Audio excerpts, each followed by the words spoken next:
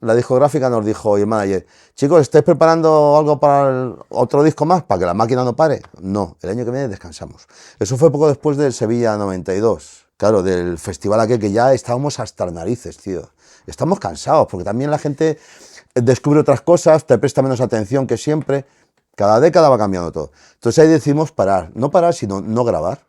Parar la máquina.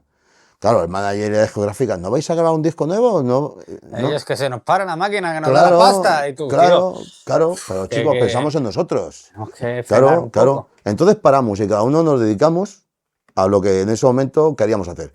David, ¿qué hizo? Pues seguir componiendo. Entonces hizo su carrera en solitario. Los demás hicimos otras cosas y luego ya pues volvimos, tío. ¿Y esa etapa cómo la vives tú? Porque ¿tuviste miedo en algún momento que pudiera ser el final de tu carrera, por decirlo de alguna manera? Sí, es curioso porque por una parte dices, claro, por una parte dices, ¿qué he hecho hasta ahora y qué voy a hacer ahora? ¿No? O sea, el nivel cambia, pero eso cómo te afecta al bolsillo, sobre todo, claro. Pero yo he sido siempre el mismo, yo siempre he sido el mismo, siempre, desde que nací, la misma persona. Me comporto igual con todo el mundo y tengo los mismos, bueno, amigos de verdad, yo siempre soy igual. Entonces a mí nunca se me han caído los anillos, me preocupaba decir, bueno, ahora tengo que seguir generando, ¿no? Tengo que seguir haciendo cosas. Y no lo mismo, hice mis proyectos en solitario, que imposible. David siguió trabajando, David se fue a América y se metió unas palizas brutales defendiendo sus proyectos, porque la gente les pedía las canciones con Hombre G, por supuesto que también las cantaba, claro, pero él se lo ocurrió mucho. Yo hice aquí lo que veía, intenté hacer proyectos en solitario, pero tenía que trabajar, me metí en discográficas, en agencias de Ruttmayer, viajaba con otros grupos, aprendí y lo que más aprendí, o sea, la conclusión mía de esa época fue que me gustaba más estar en este lado que en el otro, porque en la industria musical me di cuenta que solo hay dos bandos, el artista y en el otro lado están todos los demás. El manager, la discográfica, los medios, el público, todos. El público es el mejor de todos. Los demás van todos tú eres el producto, pues a vivir con lo que tú les das. Entonces en ese lado no me gustó nada. Yo era road manager, viajaba, tenía que cobrar, tenía que mover al artista. Toda la gente me daba la paliza a mí, el manager, el artista, los técnicos, el empresario, el concejal, hasta los huevos. Claro, En las discográficas no me fue tan mal porque cuando iba con un artista, que trabajaba con artistas noveles, se me abrían puertas, iba a una radio, a hacer prensa, oye, soy Rafa Hombre G, hombre, Rafa, tío, te traigo un chaval nuevo que hemos sacado un disco, cuando quieras, bien, pero no me gustaba. Yo siempre me gustaba más estar tocando la guitarra y componiendo. Fue una época difícil, por eso, porque claro, tú no puedes decir, he dejado mi trabajo, pues voy al paro y me busco un trabajo parecido, no puedes hacerlo. Te lo inventas. Tú te sentías en ese momento, se acaba, tú empiezas tus proyectos. Quiero que me hables un poco de tus proyectos, pero también sobre todo de si te sentías más libre en tus propios proyectos que con Hombre G. Me empecé a descubrir a mí mismo, empecé, claro, a descubrir que tenía ideas musicales que no podía desarrollar con Hombre G, porque la idea musical Hombre G nace de David y funciona. Su manera de componer, su manera de expresar. Si funciona, no lo toques. Claro, no, es que vamos a trabajar con eso, porque si no la cagas, o sea, ¿sabes? Entonces siempre que yo presentaba una idea, es que ni las presentaba, yo pensaba, esto para mí es con solitario, es una manera de hablar, pero al final lo hacía. Esto para el Hombre G no lo puedo hacer ahí, pues me dijo en solitario, al final pues hice cosas en solitario y empecé a desarrollar mi faceta, pues yo tenía claro una cosa, que cantara como cantara tenía que cantar yo mis letras, mis historias, porque no es un buen cantante, es como las cantas, y entonces canto.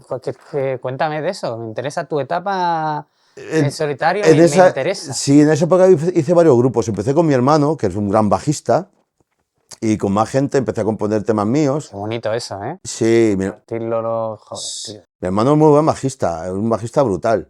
Y empecé a hacer los proyectos con él, pero claro, el proyecto era, en esa época, en los años 90, grabar era muy difícil. En casa no teníamos medios para grabar. Entonces, componía, ensayaba y tocábamos en bares. Y eso era muy cansado también, tío. Sobre todo viniendo de donde se viene. Claro. Sobre todo viniendo de... Bueno, tu hermano... El nivel se desploma completamente. Claro, o sea, de tu hermano bajista de Tequila, tú tal, y de repente, bueno, pues hay el parón ese ahí y, bueno, pues volver al origen, quieras que no, ya es cargar los instrumentos uno mismo. Claro, y tocar en bares, no puedes decir, voy a hacer un concierto para 2000 personas o tocar en festivales, no eres nadie otra vez.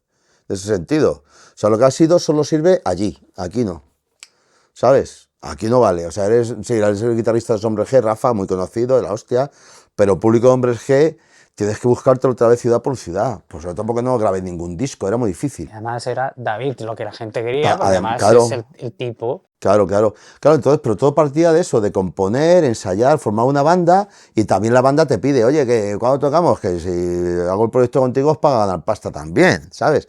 Eso me influía mucho, decía, no, yo quiero hacer canciones primero, luego ya veo cómo las vendo, pero hago las canciones con gente que crea en ellas, conmigo. Te voy a preguntar una cosa, o sea, quiero decir, ¿te ha creado en algún momento de bajona, de querer dejarlo, de depresión? Yo, por ejemplo, es que Sí, hablo de mí mismo, que también he tenido, todos tenemos nuestro rollo, y los músicos nos pasa. ¿A ti te claro. has hundido alguna vez, tío? Claro, sí, en esa época fue un cambio brutal, fue bajar otra vez abajo del todo y claro, la reacción, dijo, macho, es que no, con lo bien que vivía antes y la reacción es tan distinta ahora, con la gente no puedo vender lo mismo que antes. Claro que te da un bajón, porque es un esfuerzo enorme para conseguir nada. Canciones mías, tengo que demostrarle a la gente que yo también hago canciones chulas, ¿cómo lo demuestras? Pues empezando de cero, absolutamente, eso. Entonces, ¿y el resto del tiempo qué haces? Tienes que trabajar en algo, porque no ahorramos tanto como para poder soportarlo. ¿No ahorraste mucho? No, tanto no, se va viviendo todo. En esa época yo creo que las mejores de las cosas de las que más aprendí, salí fortalecido fue en ese sentido también. En ese sentido, es decir, hay que organizarse de otra manera, que esto se puede acabar. Nunca ves el día que se acaba, pero cuando se acaba lo ves. Éramos muy jóvenes y no veías venir el toro de alguna manera, ¿no?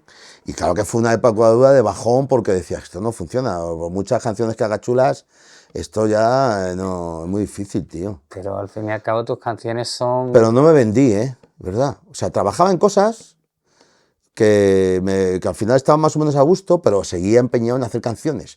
Y dije, algún día me encontraré a alguien que comparta mis ideas conmigo y me apoye en mis proyectos. Sobre todo gente que... Yo lo que he buscado siempre en solitario es gente que entienda mis ideas. Porque no son... Con el tiempo me he dado cuenta de que mi manera de componer, mi manera de lo que quiero hacer en la música, solo, es un poco diferente a lo establecido, tío. Hago canciones, mi disco en solitario, que está en Spotify, Saltimbanqui, Rafa Co, son canciones, pero ahí se ve que es un mundo un poco especial.